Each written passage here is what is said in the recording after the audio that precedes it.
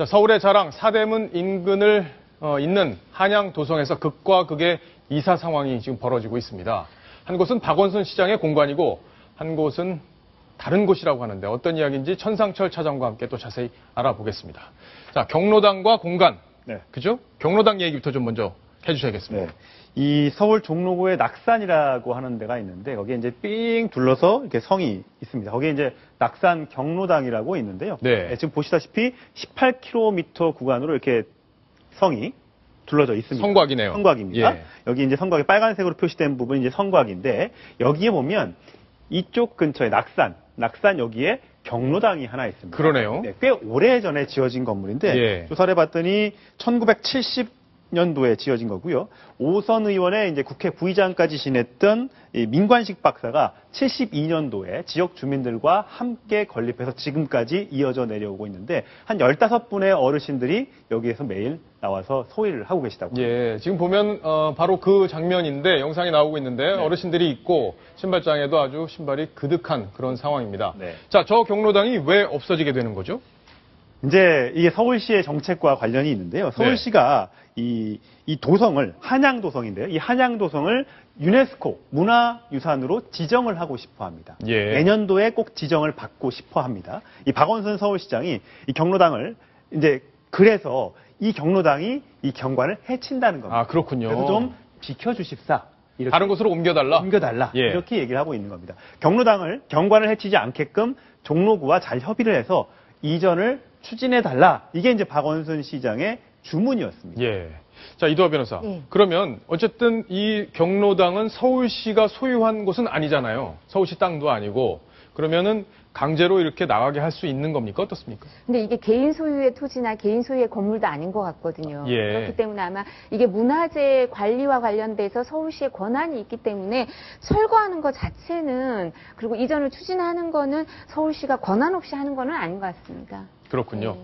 천상철 차장. 네. 그럼 옮기는데 돈도 좀 더 들겠습니다. 그렇습니다. 근데 예. 이제 이걸 옮기는 권한은 이제 구청 소관입니다. 구청이요? 구청이 이제 예산이 있으면 다른 건물을 사든지 네. 아니면 다른 건물에 임차를 해서 들어가는 방법이 있는데 구청은 아직까지 아무런 대책이 없는 겁니다. 예산도 확보되어 있지 않고 지금 만약에 그냥 이 경로당을 철거를 해버린다거나 빼라고 하면 네. 이 15분 넘는 어르신들은 갈 곳이 없게 되는 셈입니다. 그렇군요. 자, 채널A에서 이 어르신의 목소리 또 한번 들어봤는데요. 얼마나 당황하고 계신지 직접 한번 들어보시겠습니다. 우리도 더 막막해요. 세계 문화재 등재가 되니까 비어야 된다. 이런 말 한마디 없어요. 철거해도 좋은데 무조건 철거는 할 것이 아니고 우리나라 그도 법이 있는데 우리가 편안히 나가서 쉴 수 있도록 해주고 철거해라. 그런 얘기죠. 우리가 뭐 돈 바래고 엉뚱한 짓 아니.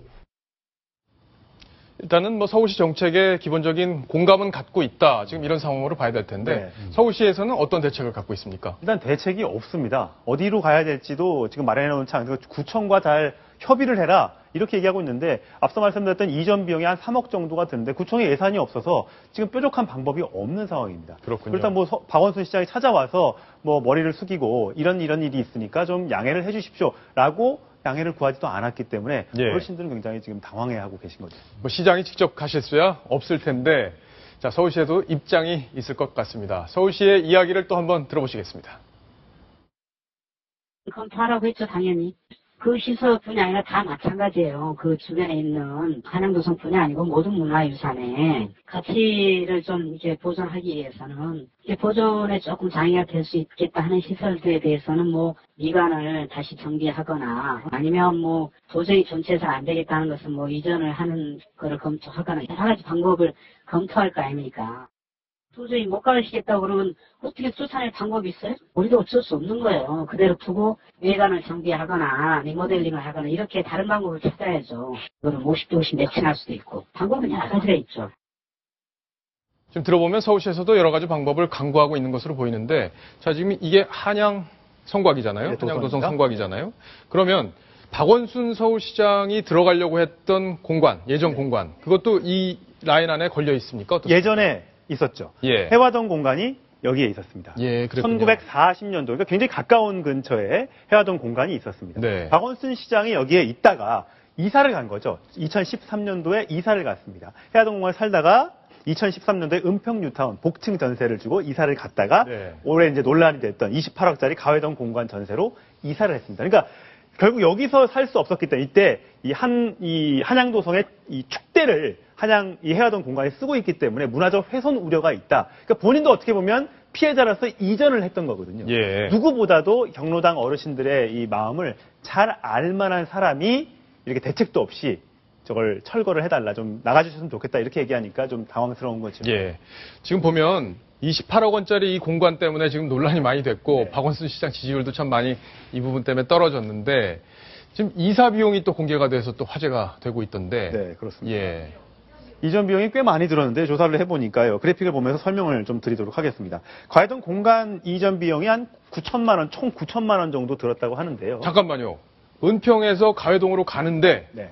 이사 가는 데만 9천만 원이 들었다고요? 우리 포장이사 하는데 한 200만 원 정도 들 텐데 예. 9천만 원이 들었다. 아니, 뭐 어떤 비용이 들어간 건가요? 집기와 비품에 대한 이전 용역비로 한 500만 원 가까이 들었고요. 예. 그다음에 공간 보강 공사비가 많이 들어 8,700만 원 정도 들어서 합쳐서 9천만 원 넘는 이사 비용이 든 것으로 파악이 됐습니다. 아, 그렇군요. 그럼 과거에 들었던 그 인테리어 비용도 여기 지금 포함이 된 거군요. 그렇습니다. 예. 그래서 이제 보강 공사비가 어떤 것이 있느냐 세부별로 좀 따져봤더니요. 이 경비실 조성 및 내부 정비 공사로 한 3,900만 원, 한 4천만 원 가까이 썼고요. 녹지대 정비 공사에 한 1,000만 원 정도 사용이 됐고요. 커튼 수리비 및 제작 설치비로 한 500만 원 정도 들어갔고, 그다음에 CCTV 설치로 300만 원 정도 들어가서 총 8,700여만 원, 9천만 원 가까이가 이사 비용으로 이 공사비로 쓰였다. 이렇게 집계가 됐습니다. 심기선 대기자께서 보시기엔 어떻습니까? 이 비용들 뭐 좀 반드시 들어가는 비용이었다 이렇게 볼 수도 있을 것 천 같고. 차장이 그 이사를 가봐서 서로 마음을 이해할 거라고 그러는데 그 생각엔 좀 다른 게 예. 구름 위에서 이사 가는 사람하고 땅 위에서 이사 가는 사람하고는 전혀 좀 다르다고 봅니다. 그런데 어차피 뭐 돈은 드려야 될 때는 드려야 되겠죠.